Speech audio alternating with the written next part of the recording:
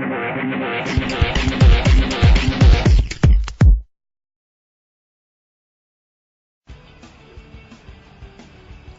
I'm Bill Jackson. I manage the buying guides for Cars.com, and we're here with the 2009 Elantra Touring, or hatchback to you and me, and we're going to walk you through some of its features.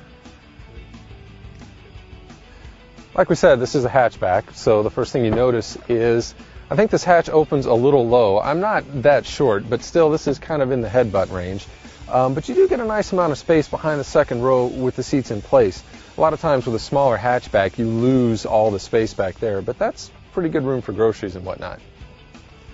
Now, if you need to carry longer items, like, say, a bike, it does come with a 60/40 split rear seat. But the key is this center seat belt. It's anchored into the seat. In a lot of other cars, what they'll do is they'll have them attached to the roof or the rear floor, and that makes it hard when you want to fold the seat forward, but not with the Hyundai. On the inside, one of the things I really like about the Elantra Touring is everything is pretty clean and pretty simple and very well laid out. These days, a lot of car makers are going to fancy touch screens to control everything from the radio to the climate control. This just has simple, easy to use, old-fashioned knobs, and that's a nice touch. Also, the gauges are easy to see and good quality. I think they're nice and easy to read. One of the nicest things, though, for me is the sunroof.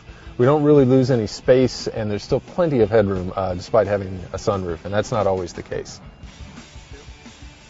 One of the other nice things is this is, a 5-passenger car, and there's actually a fair amount of legroom back here. I'm not the shortest guy, and I've got the seat set where I would have it if I was driving.